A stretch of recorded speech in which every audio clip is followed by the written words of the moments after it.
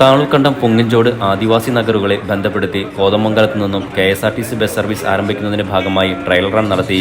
കുട്ടമ്പുഴ പഞ്ചായത്തിലെ താളുക്കണ്ടം നഗറിനെയും വേങ്ങൂർ പഞ്ചായത്തിലെ പൊങ്ങിഞ്ചോട് ആദിവാസി നഗറിനെയും ബന്ധപ്പെടുത്തിയാണ് KSRTC ബസ് സർവീസ് ആരംഭിക്കുന്നത്.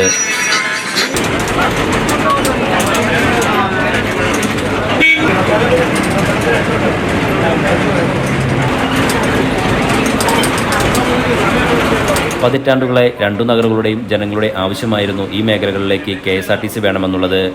ആന്റണി ജോൺ MLA-യുടെയും പെരുമ്പാവൂർ MLA എൽദോസ് കുന്നപ്പള്ളിയുടെയും നേതൃത്വത്തിൽ KSRTC ഉദ്യോഗസ്ഥർ, പൊതുപ്രവർത്തകർ തുടങ്ങിയവർ KSRTC ബസ്സിൽ യാത്ര ചെയ്ത് പ്രദേശങ്ങൾ സന്ദർശിച്ച് സർവീസിന്റെ സാധ്യതകൾ വിലയിരുത്തി.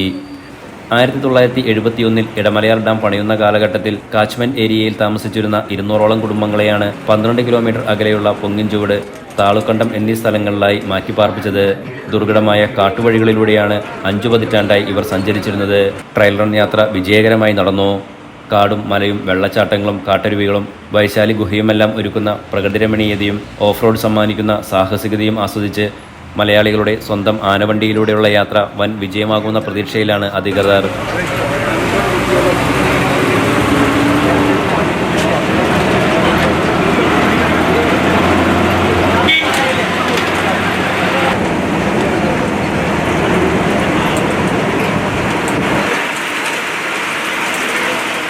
സർവീസുമായി ബന്ധപ്പെട്ട് തുടർ നടപടികൾ വേഗത്തിലാക്കുമെന്ന് ആന്റണി ജോൺ MLA-യും എൽദോസ് കുന്നപ്പള്ളി MLA-യും പറഞ്ഞു. പ്രകൃതി രമണീയമായ മേഖല, പ്രത്യേകിച്ച് വനത്തിലൂടെയാണ് കടന്നു പോകുന്നത് എന്നുള്ള നിലയിൽ തന്നെ നമ്മൾ പരിശോധിക്കുമ്പോൾ വന്യമൃഗങ്ങളുടെ അടക്കം കണ്ടുകൊണ്ട് കാനന ഭംഗി ആസ്വദിച്ചുകൊണ്ട്, അതോടൊപ്പം തന്നെ ഇടമലയാർ ഡാമുമായി ബന്ധപ്പെട്ടുകൊണ്ടുള്ള ഏറെ മനോഹരമായ കാഴ്ചകളും പിന്നീട് അതിൻ്റെ തുടർച്ചയിൽ വൈശാലി ഗുഹയും അങ്ങനെ പറഞ്ഞാൽ തീരാത്തത്ര വിശേഷങ്ങൾ ഈ യാത്രയിലുണ്ട്.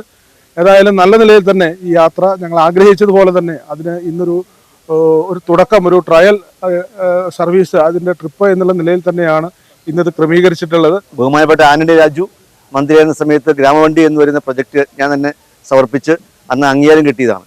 പിന്നീട് ഗണേഷ് കുമാർ വന്നപ്പോൾ ഞാനും ആന്റണി ജോണും ഈ ഒരു വാഹനത്തിൻ്റെ പ്രസക്തിയും ഇവിടെ വാഹനങ്ങൾ ആവശ്യമാണ് എന്നും യാത്രാ സൗകര്യം ഇല്ല എന്നും പറഞ്ഞപ്പോൾ അദ്ദേഹം തന്നെ താല്പര്യമെടുത്ത് വാഹനം ഇങ്ങോട്ട് അയക്കാൻ വേണ്ട കാര്യങ്ങൾ ക്രമീകരിച്ചു.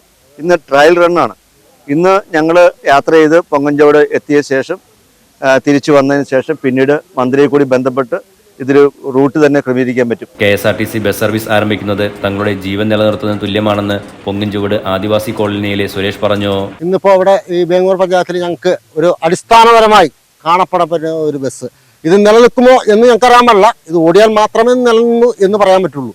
അപ്പോൾ ഞങ്ങൾക്ക് കുട്ടികൾക്കും അല്ലെങ്കിൽ ഞങ്ങൾ 2000 രൂപ വീതം കോതമംഗലം ടൗണിൽ പോണെങ്കിൽ നിസാര ഒരാളുടെ 30 രൂപയുടെ മരുന്ന് വാങ്ങിക്കാൻ ഞങ്ങൾക്ക് 2000 രൂപ മുടക്ക് വരും.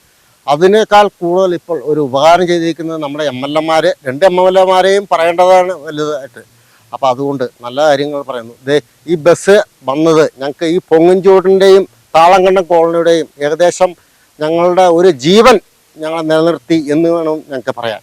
പൊങ്ങിഞ്ചോട് ആദിവാസി കുടിയിൽ നിന്നും രാവിലെ 6 മണിക്ക് എറണാകുളത്തേക്ക് ബസ് പുറപ്പെടും.